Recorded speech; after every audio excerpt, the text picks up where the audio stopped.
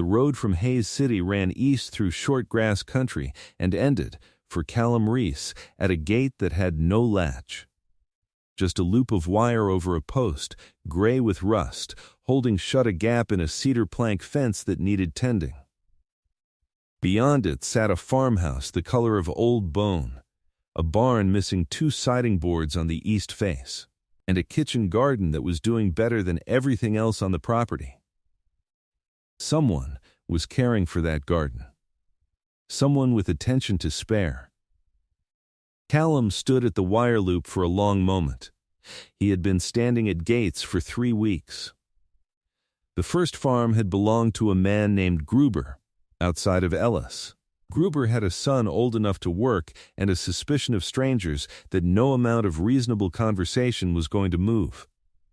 He had looked Callum up and down the way a man looks at a horse he already knows he will not buy, and said, "No use for you here."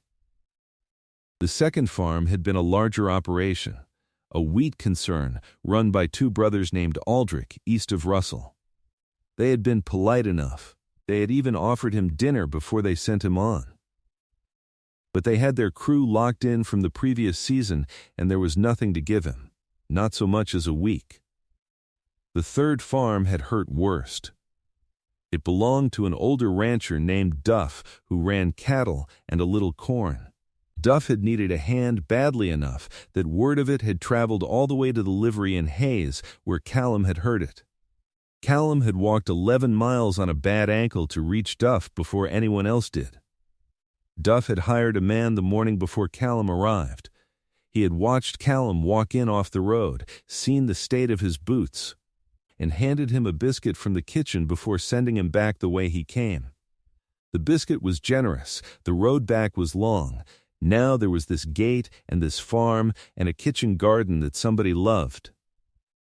Callum lifted the wire off the post and walked in.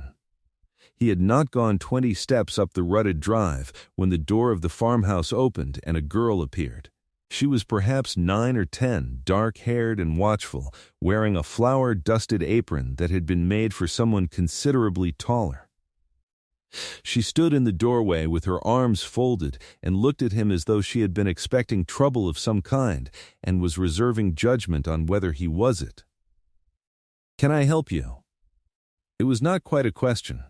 She said it the way the daughters of women alone learn to say things, flat and even, giving nothing away. Callum stopped walking. He took his hat off. He held it in front of him with both hands, which was not a deliberate gesture of submission so much as a habit he had fallen into at the last 3 gates. "I am looking for the owner of the property," he said. "I have heard there may be work." The girl studied him. Then she turned back into the house without a word, leaving the door open behind her. He waited. A woman came to the door. She was perhaps 35, perhaps a few years more, with dark hair pulled back and a face that had been pretty once and was still striking in the way that faces become striking when they stop worrying about being pretty. She was drying her hands on a cloth and she did not smile, but she did not close the door either. She looked at him the same way the girl had, with that same flat assessment that was not unkindness so much as the exhaustion of a person who had learned that a stranger at the gate was usually the beginning of a complication. "You heard there was work," she said. "Yes, ma'am. My name is Callum Reese. I can plow, plant, mend fence, work cattle, shoe a horse in a fair amount of time, and I am not afraid of a full day. I would work for board and a wage if you have one, or board alone if you do not and could not manage it for a while."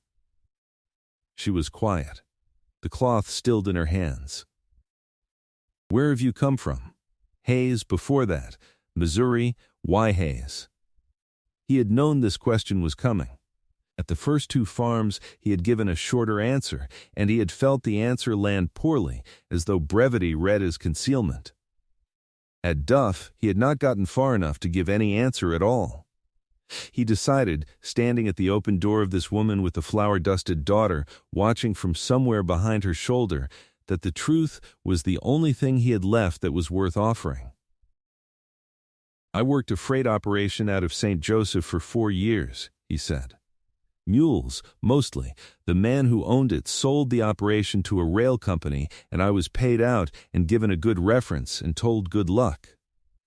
I came west because I thought land work would be easier to find than city work, and I was wrong about that. I have knocked on 3 doors in 3 weeks and been turned away from all 3. I am not a drinking man, and I am not a thieving man, and if you ask me to do a thing, I will do it until it is finished, or until you tell me to stop. The woman looked at him for a long time after that.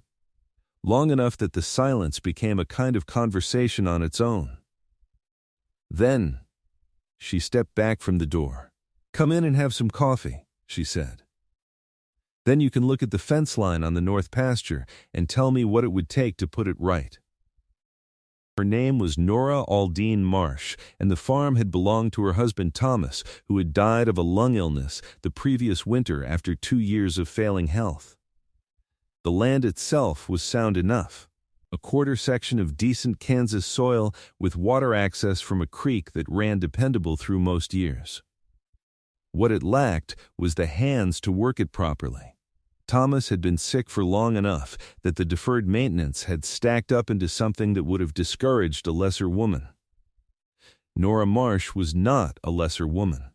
The girl was her daughter, Clara, who was 10 and had her mother in her face and something of her own in her eyes that was harder to read and perhaps more interesting. Callum sat at the kitchen table and Nora set a tin cup of coffee in front of him. It was the first coffee he had been offered without the expectation that he would drink it quickly and leave. He wrapped both hands around it and let it warm him, and said nothing about what a considerable kindness it felt like. He drank it in silence while Nora told him what the farm needed. The list was long, and she delivered it without apology or dramatization, the way a person recites the truth when they have had time to get used to it. The north fence had 3 bad posts and 2 full sections of wire that had gone slack. The barn roof needed patching before the fall rains, or they would lose the hay stored inside. The kitchen garden was hers, and Clara was managing it well enough, but the 1.5 acres of winter wheat she had gotten in the ground last autumn had come up patchy, and she did not know whether that was the seed or the soil or something she had done wrong in the planting. The draft horse, a gray named Biscuit, was sound but aging and had thrown a shoe that Callum could see had been replaced by a blacksmith in town, which cost money she would rather have kept. He listened to all of it. He did not tell her it was manageable or that she had done well on her own or any of the other things people said when they meant to be kind but were actually managing the person they were speaking to. He just listened. And when she was finished, he asked 2 questions about the wheat. One about the drainage on that 1.5 acres, and one about whether she had turned the residue under before planting or left it on the surface. She blinked. "I left it. Thomas always left it." "That might be some of it," he said. "Residue left on top in a clay-heavy soil can mat down and keep the seed from getting consistent depth. We can test a patch this fall and see." She looked at him with an expression he could not quite name. Not skepticism, exactly. Something more like a person hearing a language they had not expected to hear spoken here. He walked the north fence line that afternoon with Clara, who came along without being asked and without explaining why. She was a quiet companion. She watched him work his way along the wire with a practiced eye, checking tension, testing post depth, marking the damaged sections with strips of cloth he had asked her to carry. She handed him strips when he needed them without being told, and when he found a section where the wire had been repaired before with the wrong gauge and done poorly, she studied the mistake with the same focused attention he was giving it. "Whoever fixed this did not know what they were doing," she said. "No," he agreed. But it was an honest try. She seemed to consider whether that was a sufficient defense of poor fence work. She handed him another strip of cloth. That evening Nora told him he could sleep in the barn and take his meals with them until she had made up her mind about whether the arrangement would work. She said it plainly and without softness, not because she was unkind, but because she had learned in the preceding 18 months that plain words saved everyone a great deal of trouble. He said that was fair and that he was grateful for it. He slept better that night than he had in 3 weeks. The days that followed had a rhythm to them that Callum had not realized he was hungry for. He rose before the household and started on the north fence because that was the most urgent job and because the early light on the flat Kansas country was the kind of thing a person could do their best work inside of. He worked through the morning.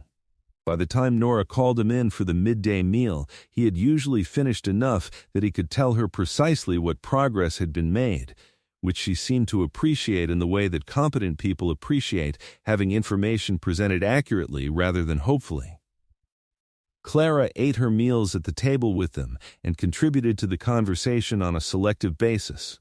She was not shy. She was choosing. When a subject interested her, she asked questions with the directness of a person who has never been talked down to and therefore does not expect it. When a subject did not interest her, she ate with polite efficiency and waited for a better one. On the 4th day, she asked Callum why he had left Missouri. He told her about the mule freight work. She wanted to know about the mules. He told her that mules were in most ways superior to horses for heavy sustained work because they were more heat tolerant and had harder feet and were less prone to panic, though they had strong opinions about fairness that a person needed to take seriously if they wanted to get along with them. "What kind of opinions?" Clara said. "If you ask them to do something unreasonable, they will stop and look at you until you understand that you have asked something unreasonable. They do not get angry about it. They just make it clear." Clara appeared to find this an admirable quality in an animal. Nora, from across the table, was watching him with that same unreadable attention she had given him at the door. He did not try to decode it. He had learned, over the past 4 days, that Nora Marsh processed things in her own time and at her own depth, and that she would surface with a conclusion when she had one. It was not a quality he was accustomed to in the people he had worked for. He found he respected it considerably.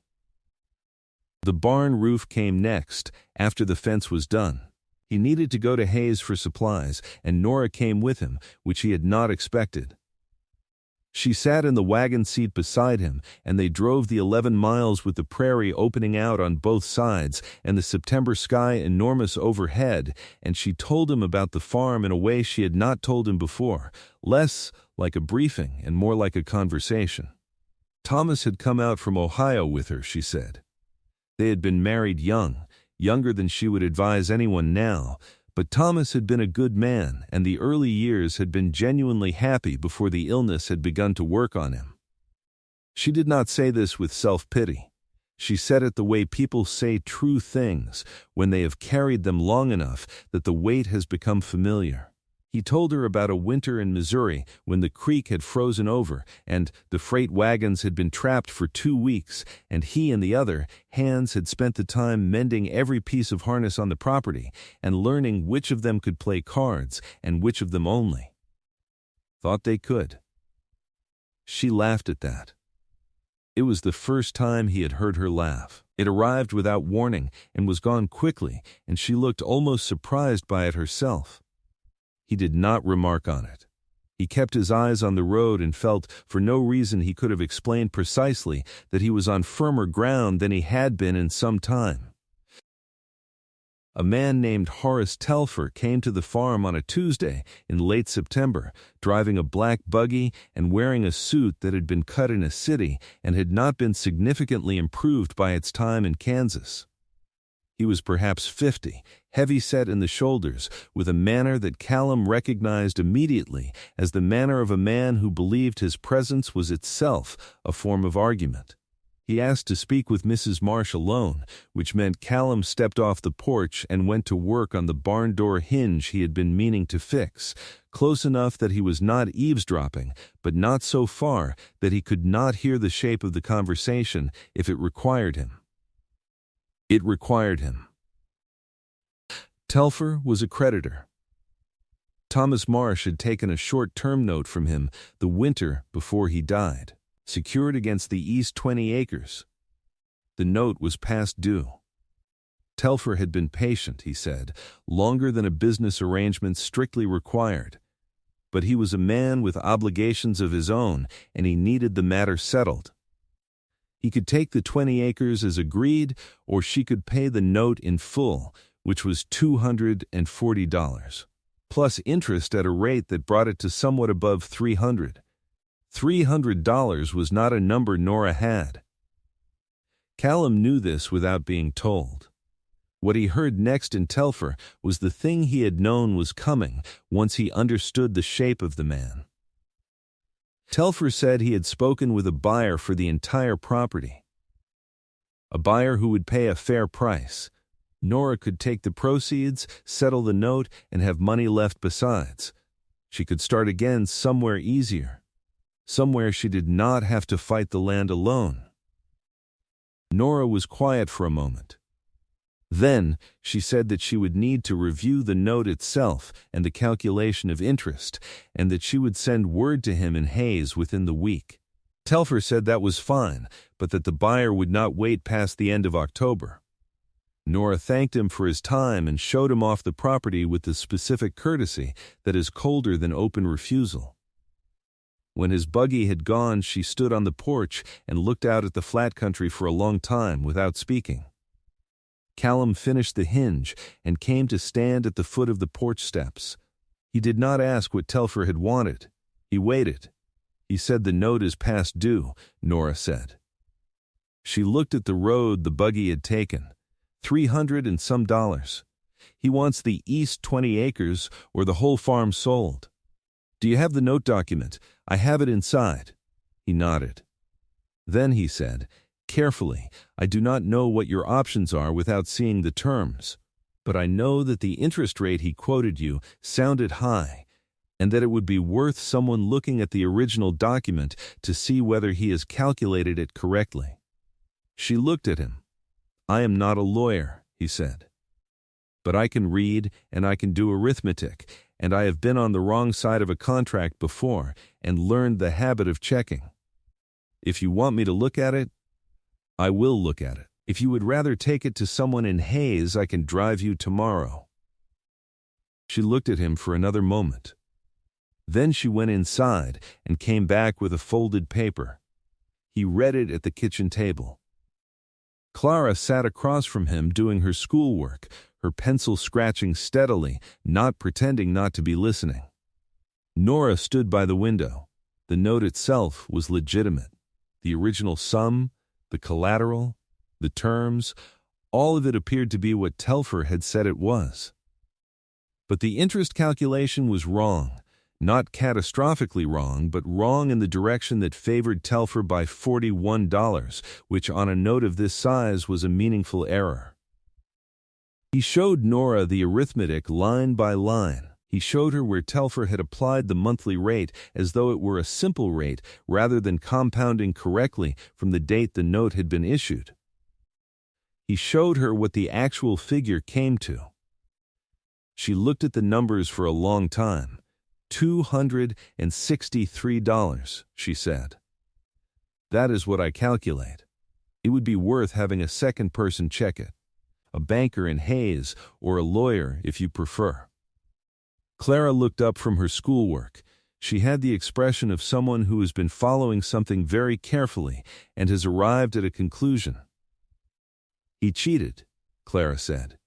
He made an error, Callum said, in the direction that served him. That is a kind of cheating, yes. Nora folded the note and held it in her hands. She was looking at him with the expression that had appeared a few times in the past weeks, the one he could not quite read but which felt, each time, like something that mattered. She drove to Hayes herself 2 days later. She took the note and the arithmetic Callum had written out on a separate sheet. She came back in the afternoon with confirmation from the banker that the correct figure was $261, close enough to what Callum had calculated that she had simply handed the banker "Callum is arithmetic," and the banker had found only a $2 difference in rounding. She also came back with a plan. She had spoken with her brother in Ohio. She had been putting off writing to him for the better part of a year because she had not wanted to admit how precarious things had become, and she had also not wanted to accept help she was not sure she could repay. She had written the letter that morning and sent it on the eastbound train.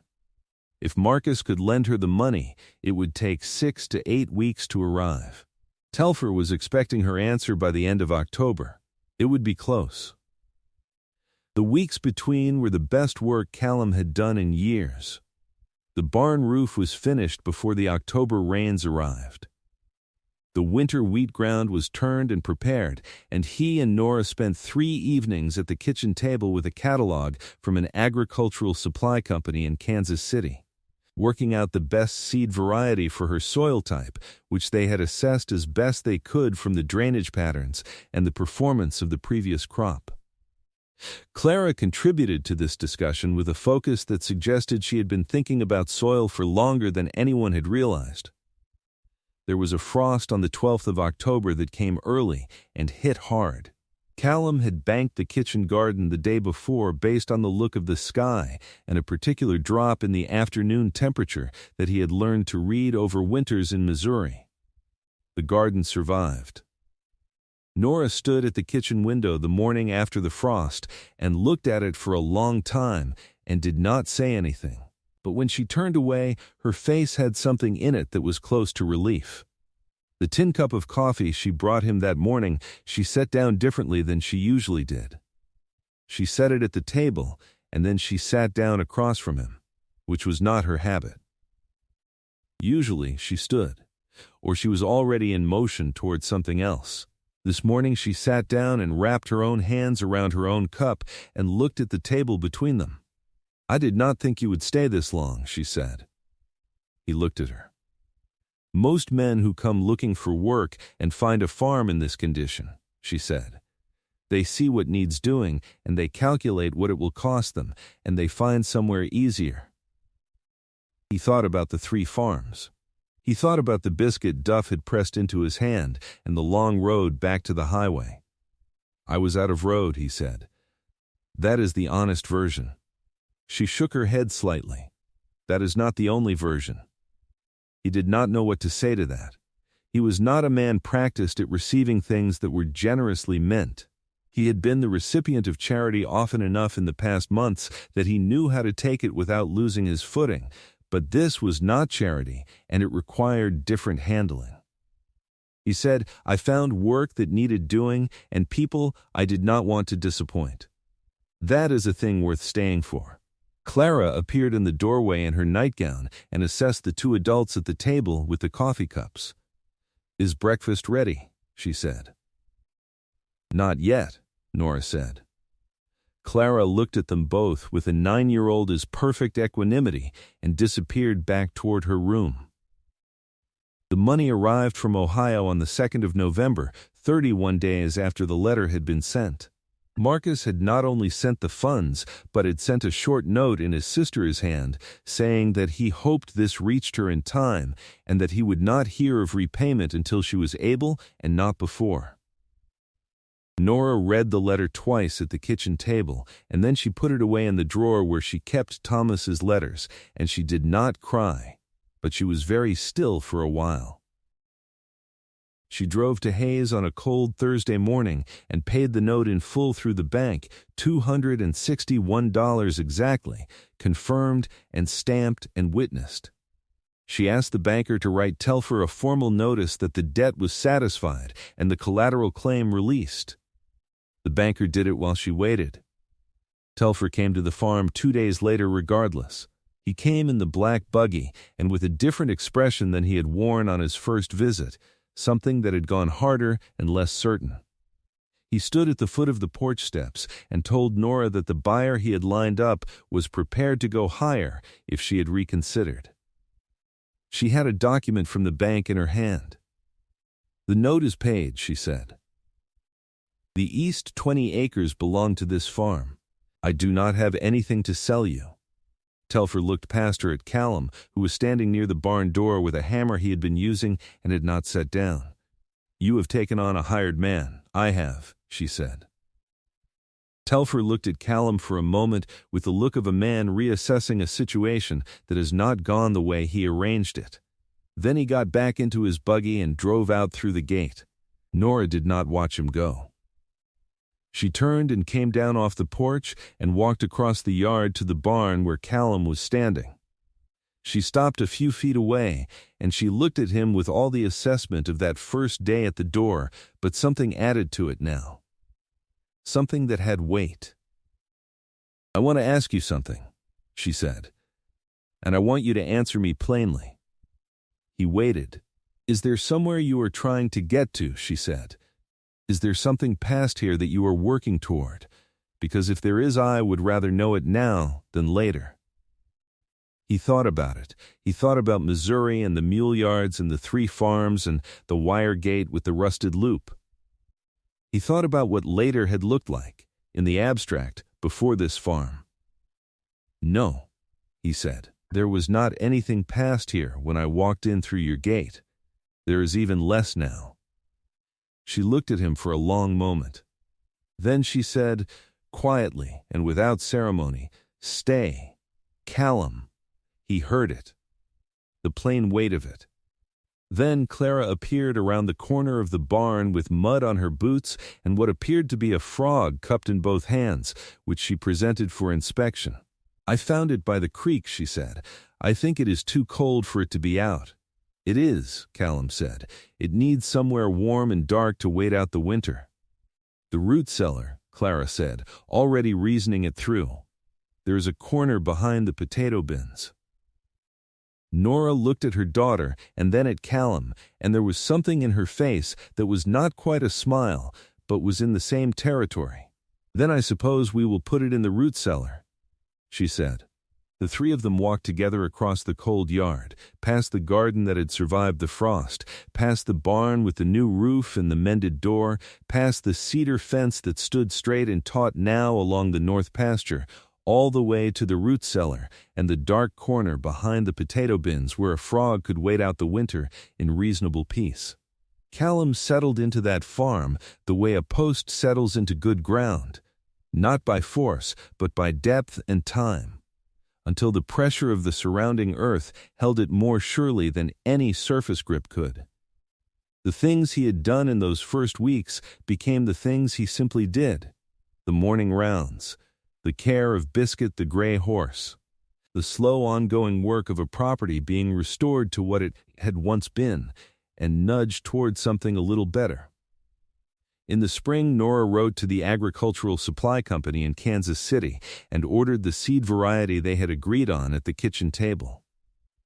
The winter wheat came up that second autumn in stands so even and full that it looked like a painting of itself. Clara walked the rows with her hands trailing the heads of grain and counted them with the precision of a person who had decided that counting things carefully was a useful habit to have.